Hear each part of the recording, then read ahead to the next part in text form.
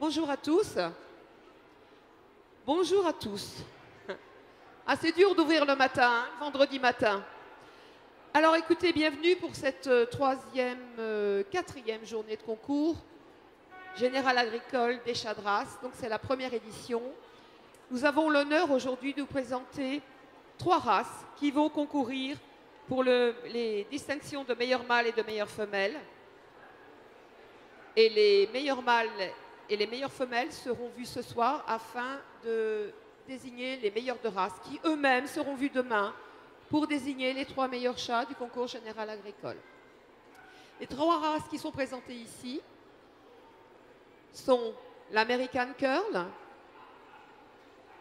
qui est un chat, comme le nom l'indique, d'origine américaine, un chat élégant, à poil mi-long, puisqu'il y a une version à poil court. Ici, on a des chats à poil mi-long, avec une particularité qui est, on le voit très bien là, qui sont les petites oreilles en croissant de lune. On dit ça en croissant de lune chez nous parce qu'on trouve ça joli. Donc tous ces chats vous seront présentés un par le jury qui va bientôt arriver.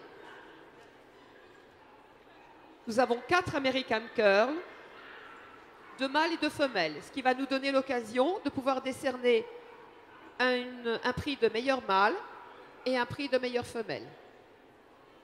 Et nous aurons ce soir donc un meilleur de race. Vous avez vu, les 2 premiers chats sont les 2 mâles et les 2 chats qui viennent sont les 2 femelles.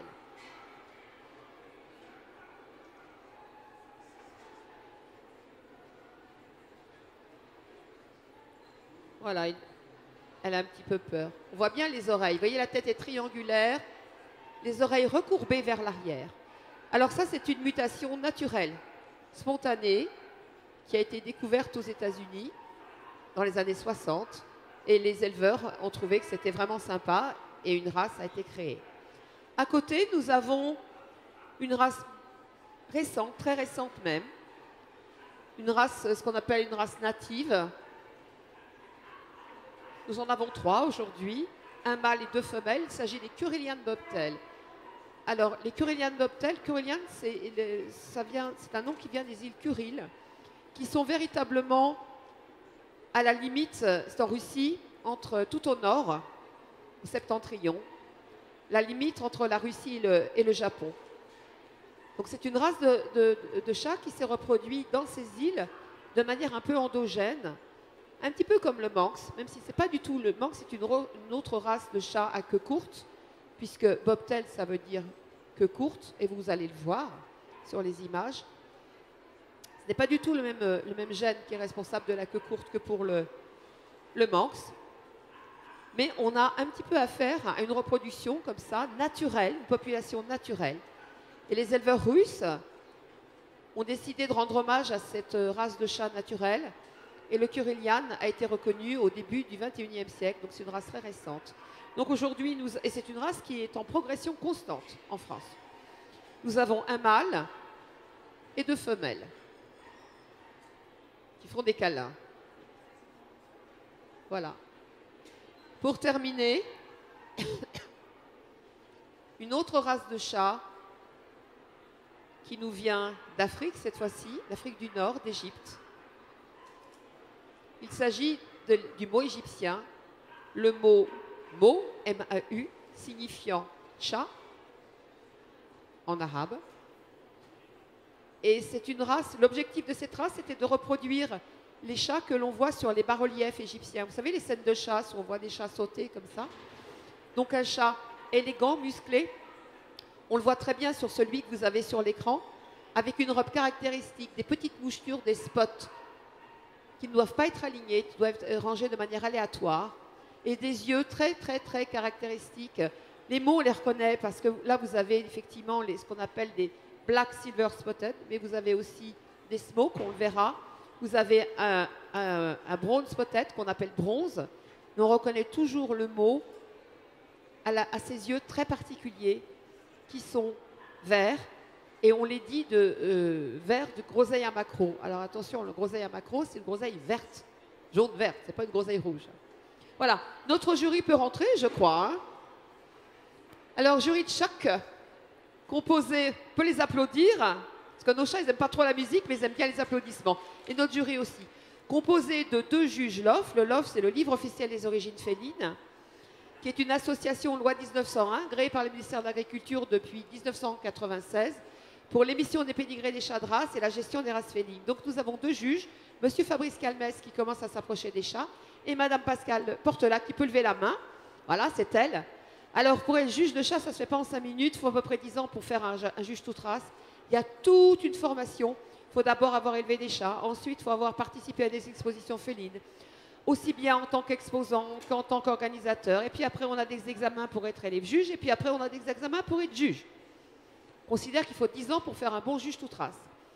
Et comme ici, au Salon d'agriculture, c'est un événement tout à fait particulier, nous avons également un vétérinaire qui va venir apporter sa connaissance de l'anatomie des chats, de la construction des chats, et qui va être le garant que tous les chats qui sont présents ici sont bien faits, bien construits. En l'occurrence, aujourd'hui, nous avons la chance d'avoir le docteur Marie Abitbol, qui n'est pas, et c'est un petit peu une exception, qui n'est pas zootechnicien. Un zootechnicien, c'est en général quelqu'un, c'est même pas en général, c'est quelqu'un qui connaît bien la morphologie, la construction des animaux, et qui est capable de donner des informations et des conseils sur la sélection. Marie Abitbol, le docteur Marie Abitbol, qui est là, qui nous fait coucou, est généticienne. Et si on lui a demandé de venir ici, on est très heureux qu'elle ait accepté, qu'elle ait pu accepter. C'est parce qu'elle suit nos chats de race. Elle a une vraie inclinaison pour le chat de race qu'elle suit. Elle est généticienne depuis des années pour nous aider à dépister les maladies génétiques, à nous donner des conseils. Grâce à Marie d'ailleurs et un petit peu au LOF, parce qu'on a un tout petit peu aidé financièrement, mais c'est surtout les qualités de Marie et de son équipe. Il y a un gène récemment qui a été découvert chez 2 races de chats qui sont le Sphinx et le Devon, un gène de myopathie. Ça, la myopathie, vous connaissez bien avec le Téléthon, hein, c'est une atrophie musculaire. Et ce gène de myopathie qu'on a trouvé chez les chats existe aussi chez l'homme. Donc il y a une véritable synergie entre la recherche sur les maladies génétiques, sur les chats, les chiens aussi, hein, qui sont de très très bons modèles, et les humains.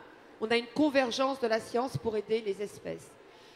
J'en profite pour vous dire que les chats qui sont ici au concours général agricole ne sont pas là uniquement parce que ce sont de beaux chats. C'est clair que ce sont de beaux chats. Mais les beaux chats, on a l'habitude de les voir dans les expositions traditionnelles où les chats sont évalués par rapport aux standards de la race. Ce que nous avons ici, ce sont des chats qui effectivement ont fait leurs preuves du point de vue de la morphologie, mais également qui sont rentrés dans ce que nous appelons le système de qualification des reproducteurs, qui est un mot un petit peu compliqué, pour dire qu'ils apportent des garanties du point de vue de la santé et du point de vue de la traçabilité. Alors je vais quand même m'arrêter un petit peu sur les American Curls qui sont regardés en ce moment. Nous avons 2 mâles en concours. Il s'agit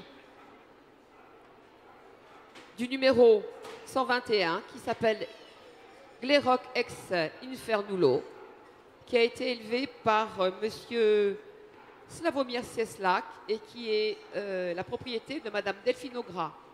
C'est un mâle, Lilac Silver Bloodshed Tabby, qui a 3 ans et qui est au niveau recommandé SQR, c'est-à-dire le plus haut niveau individuel. L'autre mâle au concours, et il s'appelle Memphis des Cosmopolitains. Il est élevé par madame Augras, il est la propriété de madame Delacroix Finkelstein. Il a 1 an, il est également Lilac Silver Tabby Point. Alors je ne connais pas le motif, Bloodshed peut-être. Ah, non, point. Ouh, je suis fatiguée. C'est-à-dire qu'il a les yeux bleus et qu'il a les points plus foncés que la robe. Oh, il va falloir mettre de l'huile dans la machine ou de l'essence, je ne sais pas ce qu'il faut. Hein. En fait, c'est la même couleur, sauf que un autre gène, qui est le gène bicolore point, la couleur du siamois, et qui fait qu'au lieu d'avoir la couleur sur tout le corps, il a la couleur plus claire sur le corps et les pois plus foncés. Voilà. Donc voilà pour Glerock et Memphis, les 2 mâles qui sont en compétition. Nous avons maintenant 2 femelles. La première, que vous avez sur l'écran, voilà, on la voit de près, est une femelle de 4 ans qui est élite B. Élite B, qu'est-ce que ça veut dire? Ça veut dire que non seulement cette chatte est recommandée, c'est-à-dire qu'elle a atteint le plus haut niveau individuel dans le système de qualification des reproducteurs, qu'elle apporte des garanties du point de vue de sa santé, mais également qu'elle a des chatons qui sont eux-mêmes rentrés dans le système de qualification. Et bien sûr, lorsque les chatons rentrent dans ce système-là, ils sont garantis par une filiation ADN, c'est-à-dire que les pédigrés sont tracés. Cette petite chatte s'appelle Desteria ex Infernulo. Elle a été élevée par M. Slavomir Cieslak et elle est la propriété de Mme Audrey Morange. Elle a 4 ans et elle est Brown Torti Blotchet Tabi. Sa concurrente,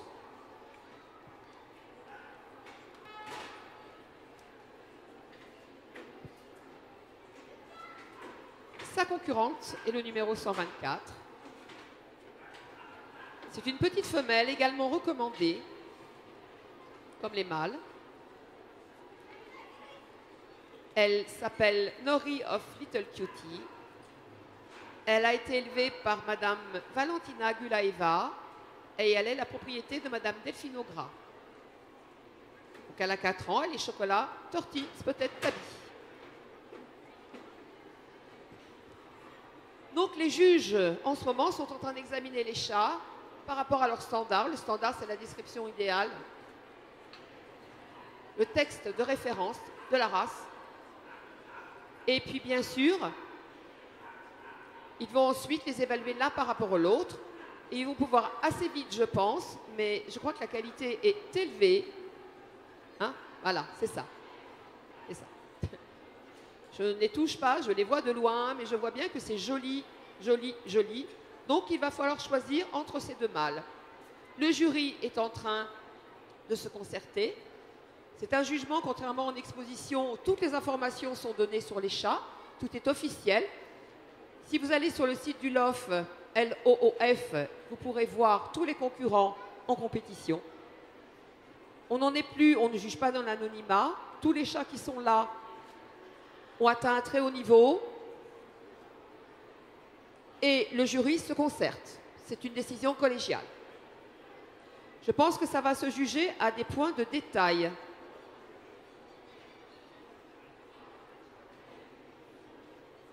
Voilà. Alors, vous pouvez regarder les gestes. Hein. Nous, on parle beaucoup avec les mains, les pattes, les oreilles, voilà. Nous sommes très concernés. Alors, vous voyez bien la tête triangulaire, les petites oreilles repliées, mais le choix est fait. C'était difficile, ben vous allez expliquer. Donc, pour les American Curl, on a une très belle représentation de la race. Donc, pour les deux mâles, si j'ai bien compris, c'est le père et le fils, c'est ça? Père et fils. Donc, c'est difficile parce qu'il y a peu de différences. Il y a des points qui ont été extrêmement améliorés, notamment la hauteur des oreilles sur le fils. On a jugé également à la condition, à l'élégance. C'est un chat qui doit rester élégant quel que soit l'âge. C'est un chat de 4 ans, je crois. 4 ans qui est extrêmement élégant, parfaitement en condition d'exposition, un parfait toilettage pour un étalon entier, ce qui est toujours beaucoup plus difficile à garder. Donc, vous l'avez compris, notre choix va vers le numéro 121, qui est notre meilleur mâle American Curl. Et vous pouvez l'applaudir, s'il vous plaît, c'est très difficile, même pour les deux. Concernant les femelles, eh bien, pour les femelles, est-ce qu'il y a un lien de parenté? Je ne me souviens plus. Non, là, on n'a pas de parenté. On a choisi la numéro 123, qui est une femelle avec un excellent profil, une très bonne hauteur d'oreille, très, très belle condition. Donc, aujourd'hui, la meilleure femelle. Merci beaucoup. Et c'est un lien de parenté. D'accord, c'est là. C'est la demi-sœur, donc on a le même œil pour la ligne d'élevage. Merci beaucoup pour les American Curl.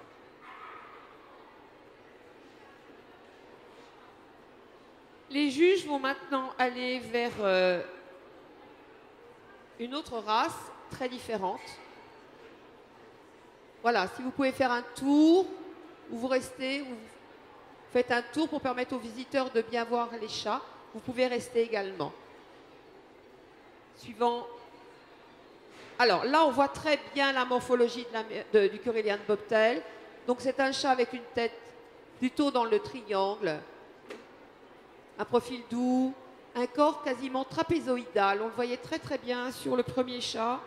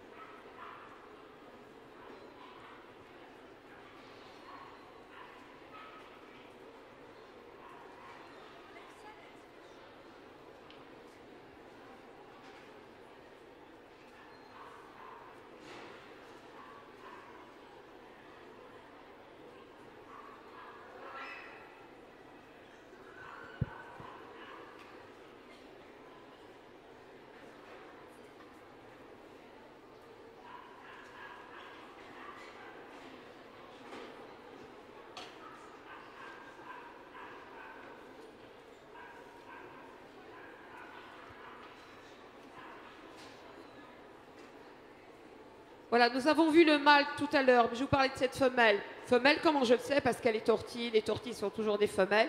Il s'agit du numéro 135, Alols Lesnoy-Star, qui a été élevé par Monsieur Rubin et qui est la propriété de Madame Hélène Hans.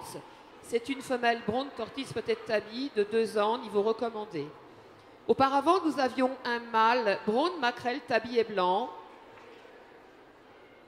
d'1 an. Recommandé, c'est déjà très bien pour cet âge-là, qui est élevé par Madame Kryokova et qui est la propriété de Madame Martine Perrault. Alors évidemment, nous avons beaucoup de chats qui viennent de Russie parce que c'est l'endroit natif de cette race. Et il y a encore beaucoup d'importations parce que c'est une race qui est en train de s'installer en France, qui remporte beaucoup de succès. C'est un chat typique, sans problème, athlétique.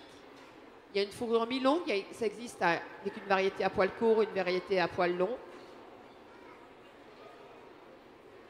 Sans beaucoup de toilettage, sans problème de santé particulier. Si les juges pouvaient nous montrer la petite queue typique, voilà, super. Voilà. On dit que c'est un pompon, c'est une petite queue de lapin. On le voit très très bien sur cette femelle qui s'appelle Belbobs Zlatovlaska, qui a été élevée par Madame Julia Krupina et qui est la propriété de Madame Hélène Hans.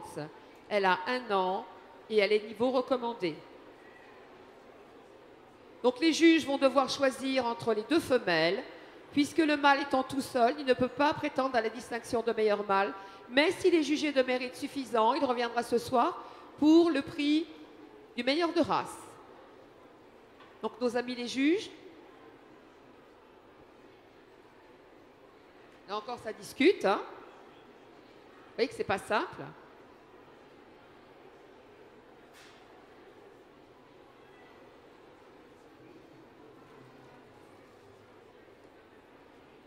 Alors, nous venons d'étudier effectivement nos 3 Curiliens. Nous avons le mâle qui est un beau sujet, qui est assez grand, qui est athlétique, qui est fort, qui a une très belle tête trapézoïdale, qui a un très beau port d'oreille. On va peut-être montrer nous juste son pompon.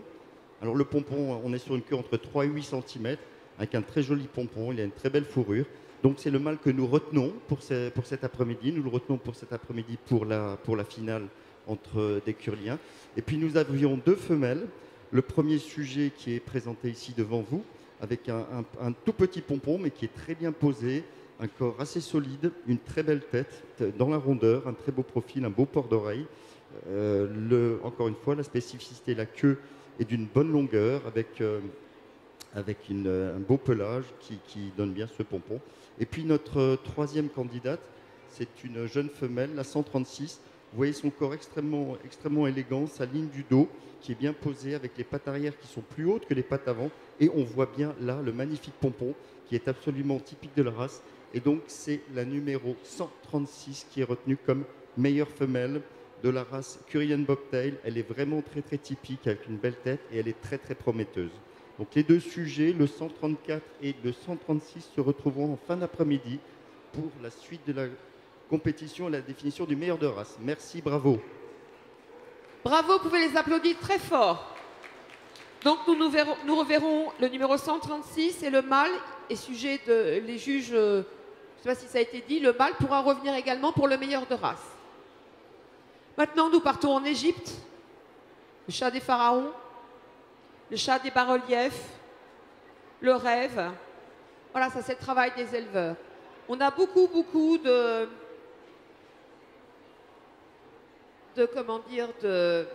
travail qui est fait pour pouvoir construire ces races. Il est clair que les maux sont à la base des chats d'Égypte, mais il y a d'autres races qui ont été introduites également pour arriver à la construire. Ce n'est pas très grave. L'important, c'est le résultat, c'est l'honnêteté des juges. Voilà. Et des éleveurs. Donc ici, nous avons un sujet bronze, un petit peu fâché. Il est même très fâché. Il va aller dans son kennel. Putain de... Pardon.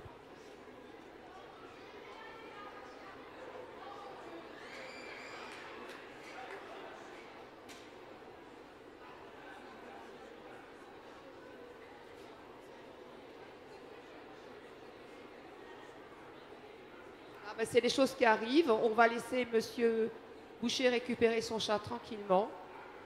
Je vous demande juste de ne pas bouger, ça va se faire tout seul, mais il ne faut surtout pas bouger. Voilà, tranquillement. Surtout, vous ne bougez pas. C'est bon, il est rattrapé. Merci. Voilà, il était un peu fâché.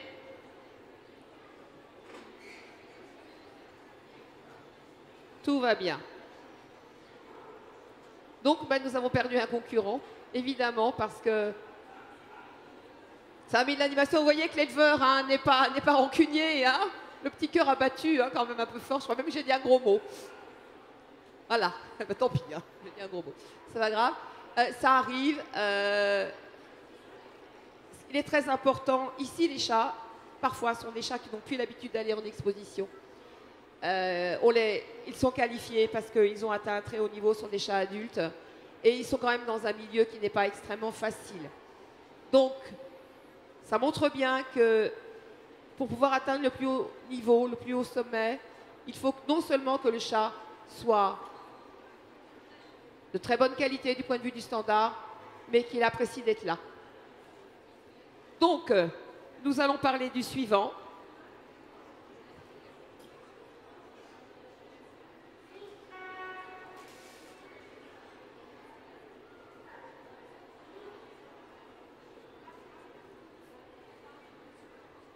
Alors, qui est le numéro 158. Nous avons donc perdu notre seul mâle, je crois. Ah, il y en a un autre, excusez-moi. Enfin, on l'a retrouvé. On l'a perdu pour le concours. Oh.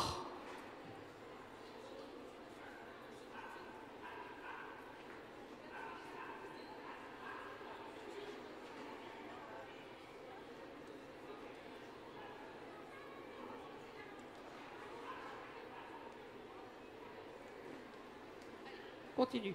Donc il s'agit de Jung. Jung. Comment il s'appelle celui-ci? Comment il s'appelle? Ça c'est Jung.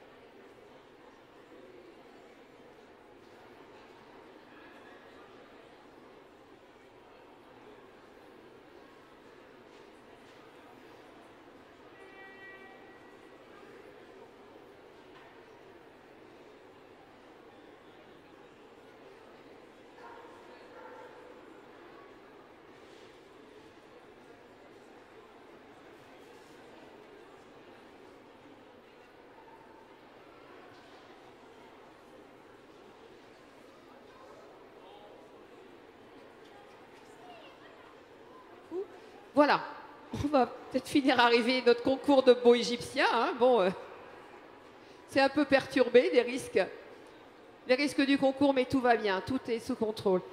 La dernière femelle en concurrence, c'est le numéro 159, Jolène du Fort de la Bosse Marinière, Black Silver Spotted Tabby, qui appartient et qui a été élevée par M. Bernard Boucher.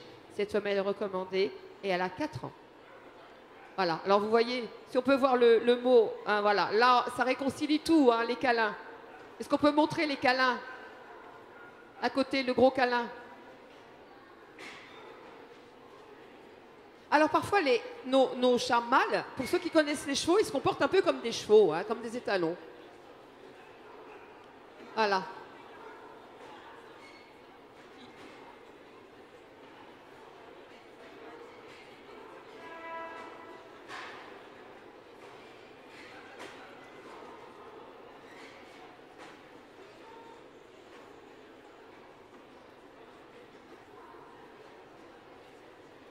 Donc, une catégorie de chats, comme vous l'avez vu, ça a été du spectacle hein, pour les juger.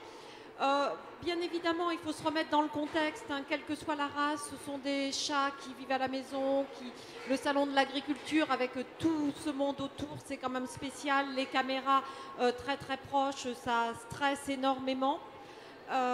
Donc là, l'Egyptian Mo, qui est le chat typique égyptien de la princesse Bastée. On le juge sur sa forme physique, sa musculature, mais aussi le contraste de sa fourrure. Donc on a un mâle qui... Attends, juste une seconde.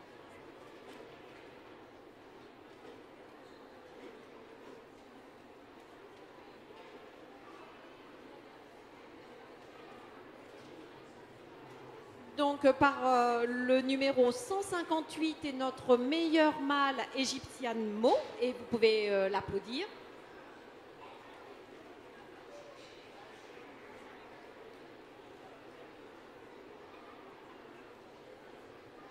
Et donc vous l'aurez deviné, mais c'est pas par les câlins qu'elle a gagné. Elle nous a fait beaucoup de bisous. Elle a essayé de nous acheter, mais c'est la chatte qui est la plus mature. Donc c'est la numéro 159 qui fait meilleure de race. Merci beaucoup. Meilleure de race femelle. Bah, écoutez, merci beaucoup. On va demander à nos chats de retourner dans leur pénate et on va laisser la place aux petits chiens.